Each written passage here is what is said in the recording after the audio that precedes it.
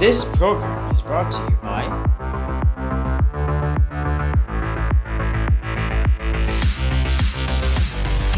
presented by ACA Brace Production and Marketing Incorporated in cooperation with PHILEXPORT, Philippine Chamber of Commerce and Industry.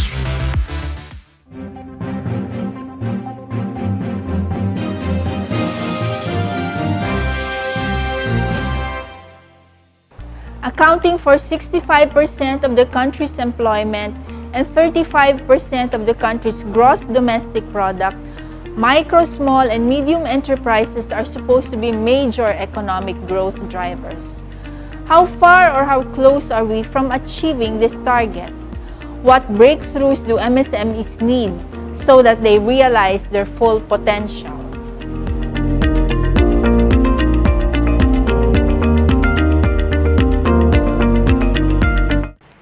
Based on consultations and even the micro, small, and medium enterprise development plan, it would seem that MSMEs are facing the same challenges even in the decades past. What game changers should we need to implement so that finally they realize their full potentials? We get some answers and updates from the Undersecretary of the Regional Operations Group of the Department of Trade and Industry in charge of MSMEs and the plan. Please welcome to Business and Beyond Undersecretary Zenaida Maglaya. Ma'am, thank you for having us here again. My pleasure, Lisa. What have changed and what have remained the same all throughout our journey for MSME development? Well, I guess the entrepreneurial journey will really be faced with so many problems, obstacles along the way. But if there's one thing I would say that has really changed a lot is really the emphasis or the focus that we have for micro, small, and medium enterprises. And really making sure that we really address the needs, particularly markets, financing, very, very important. And I guess the right mindset to really become an entrepreneur and how an entrepreneur should really aspire for excellence. I think that's one thing very, very important, that you don't stay where you are, that you keep on innovating. I think that's really what we are trying to inculcate in all the minds of our entrepreneurs now. How are we monitoring the growth of micro to small to medium? We have now a tracking system. They're registered as clients in our negosyo centers. That's one thing good about having negosyo centers because we now have a database. So when they come, they are recorded. So we now know what they've been through, how much of training have we given them, where are they now, where their markets are, what do they need. So there is a tracking system. Good. So mamamonitor talaga, Yes, ma'am. Alright. yes. So what lessons have we learned through all the years of helping and assisting and growing MSME? A never-ending, I think, never-ending challenge of always being relevant to the needs of our micro and small and medium enterprises.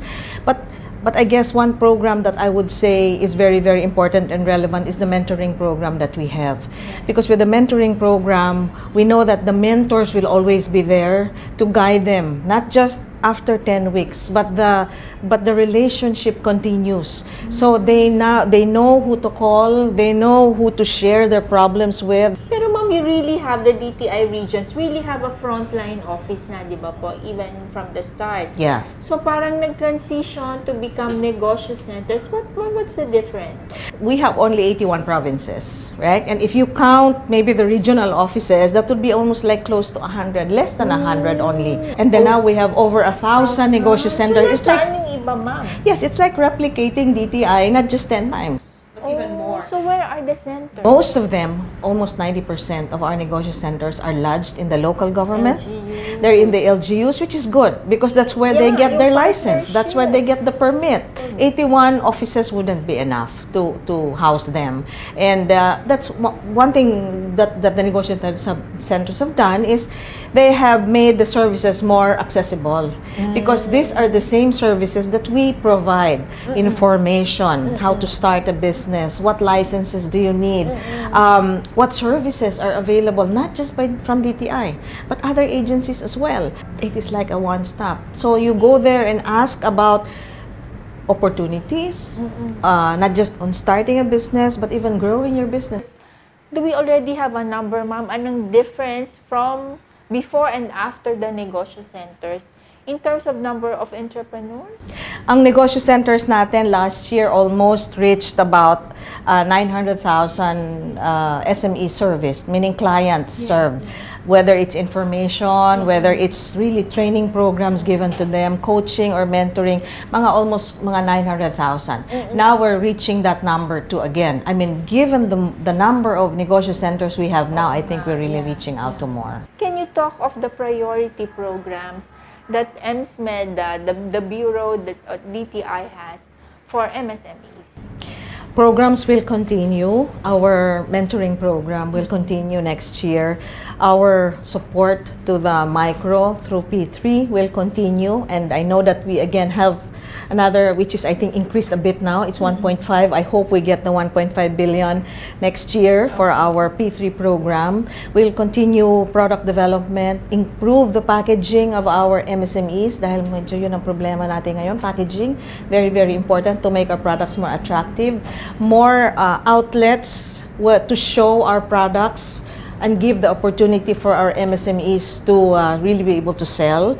And I think the negosyo centers will continue and we will reach out to more towns. And ma'am, so wait, yung programs po, yung common service facilities? Shared service facilities. Shared service facilities. Unfortunately, we don't have funds next year, but we had funds, 1B this year. Sana tuloy-tuloy yun and we'll be able to really set up all these facilities dahil malaking tulong yun. It has really helped a lot. Especially for exporters, indirect exporters. That's right. All right. Thank you, ma'am. Thank you again for all these stories and insights. Thank you very much, Lisa. Thank you. Business and Beyond will be back. Stay tuned.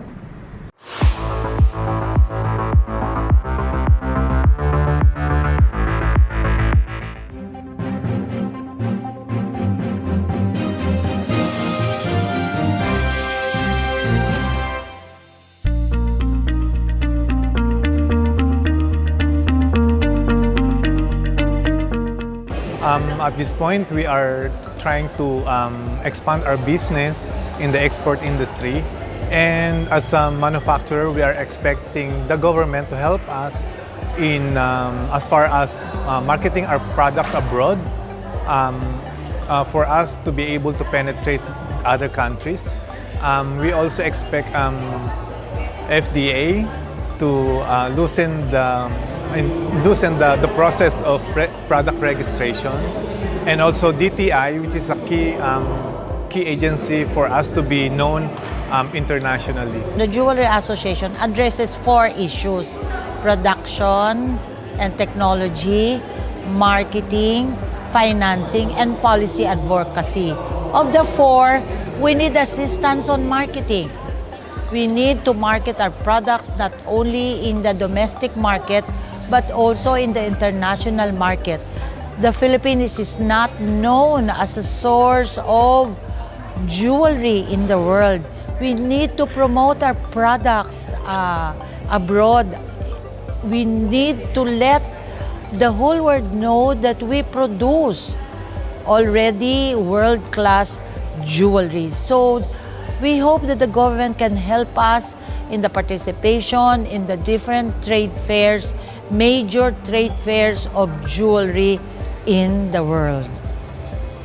Aside from the usual support from the government like business missions and company leads from the European embassies, we would like the government to promote coconut oil as distinctly Filipino, what Italy and Spain is doing to their olive oil. I think we would need the continuous support of our government with the likes of DTI and other agencies, especially in identifying opportunities, not just in the Philippines, but also outside of the Philippines. This can be done through our continued receiving of market intelligence reports that really help us with the penetration in different areas. And this is all done so we can be proud of our Filipino brands and plant as many Filipino flags in as many countries outside the Philippines.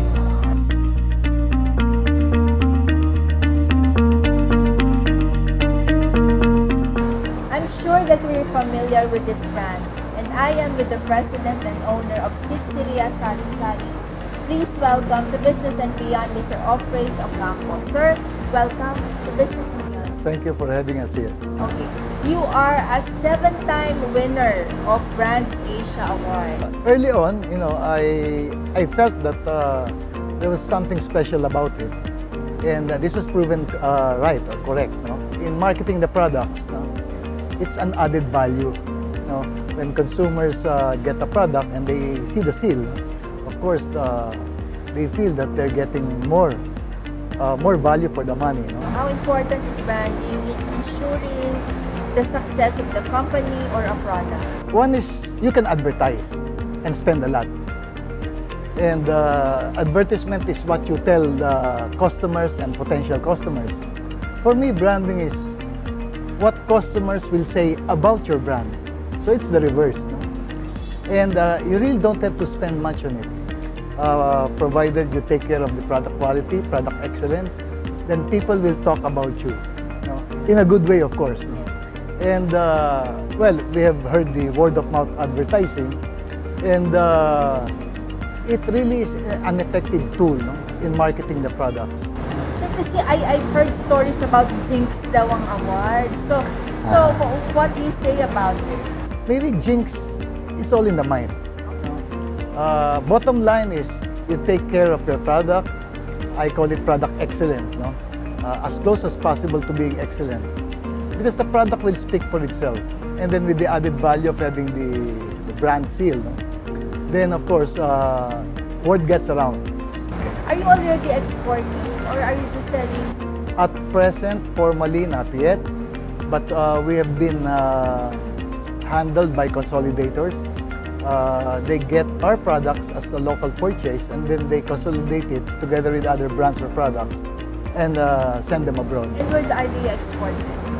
Well, I know for a fact that we have reached the Middle East, also Singapore, here in the ASEAN, and probably by next year, we might go directly bringing the products to the ASEAN region.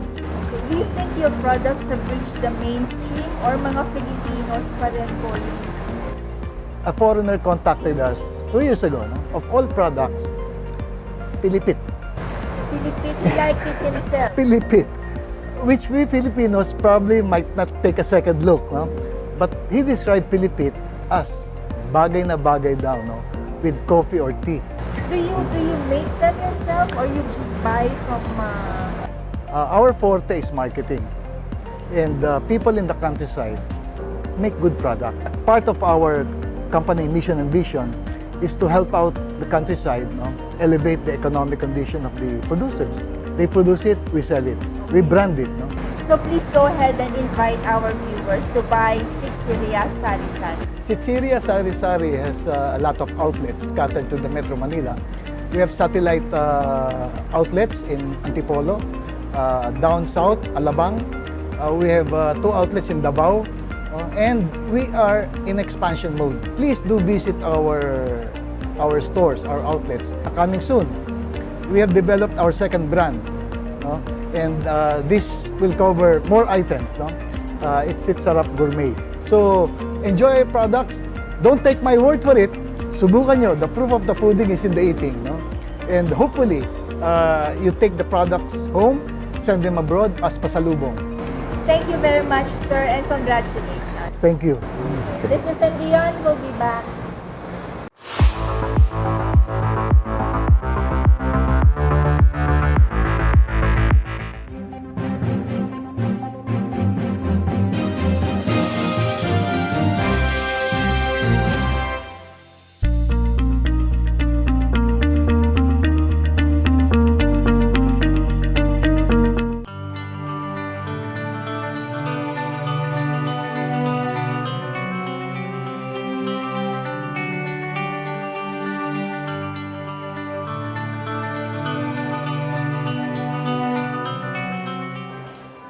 Magandang gabi po sa ating televiewers. Tayo po ngayon ay naandito sa Philippine International Convention Center para sa isang national conference ang entitled Pondo sa Pagbabago at Pag-asenso, sponsored by the Small Business Corporation and the Department of Trade and Industry.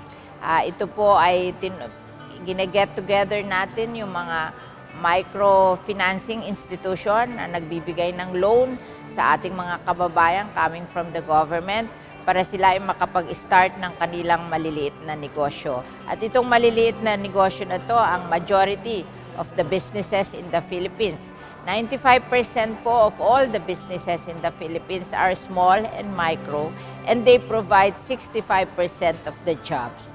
Kaya napaka-importante po na magbigay tayo ng tulong para makapagtayo ng mga maliliit na negosyo sapagkat sila po ang magbibigay ng hanap buhay sa ating mga kababayan. There is a program in the DTI where the Small Business Corporation lends money to small businesses, micro-entrepreneurs. Meron po tayong panukalang batas to institutionalize this program because it has proven to be a successful program for the past 2 years.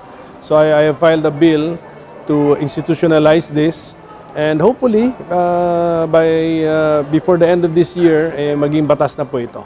So that meron pong maasahan na programa na pangmatagalan ang ating mga maliliit na negosyante sa ating gobyerno na pwede nilang takbuhan or puntahan or hingian ng pondo na mahirap nilang makuha sa ibang mga sa banking sector, sa ibang sector. So the government is there ready with funds to help our small businessmen.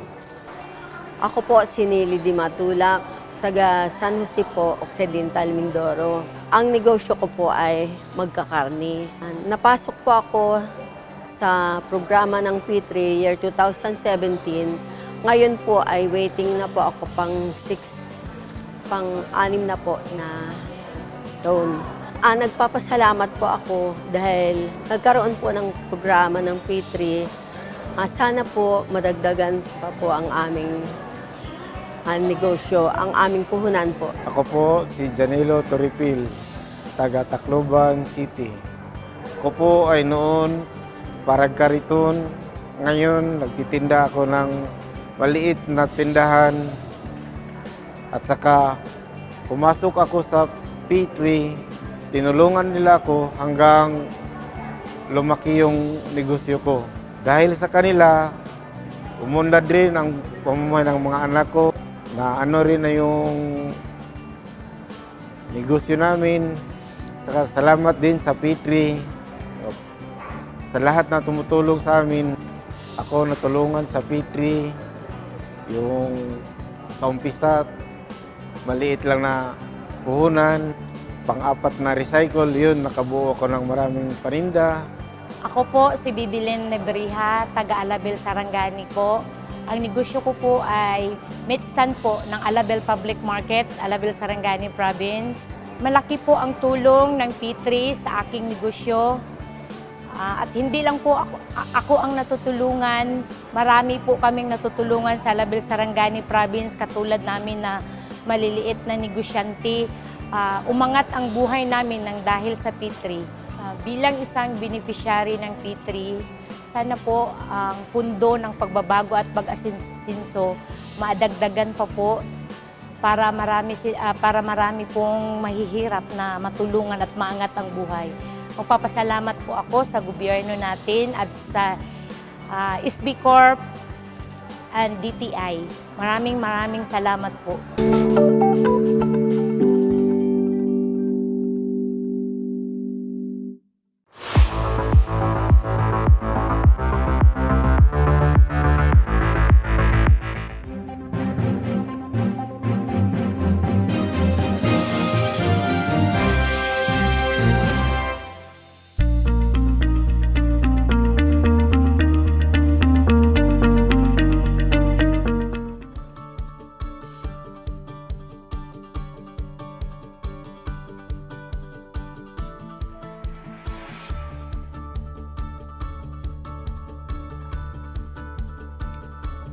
This year's National Export Congress revolved around the theme Spice Up to Scale Up, with SPICE as the acronym for Stimulate, Permeate, Innovate, Connect, and Expand.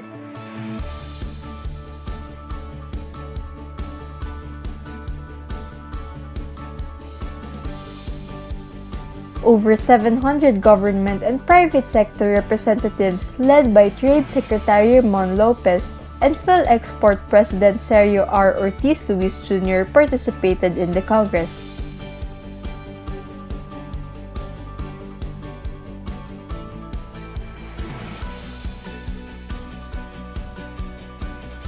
Featured during the event were plenary and panel discussions on export issues, business matching, networking, and a logistics exhibition as part of the first Logistics Services Philippines Conference. There was also the recognition of the top Philippine exporters.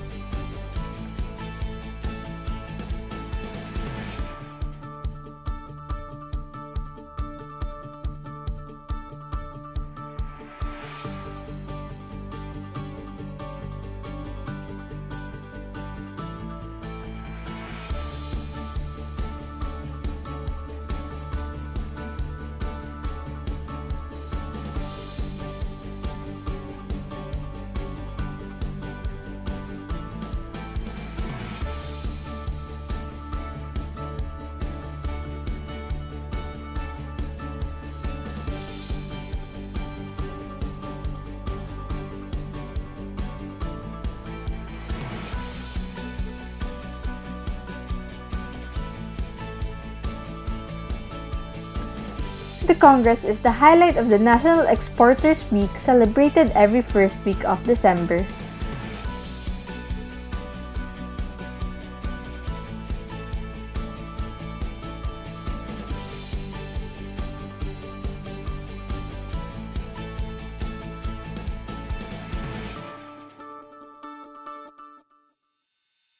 And it's a wrap. Join us again next week, same time, same channel, for more of our discussions. We'd like to hear your comments and suggestions through our social media accounts. Remember, connections matter. Here at Business and Beyond.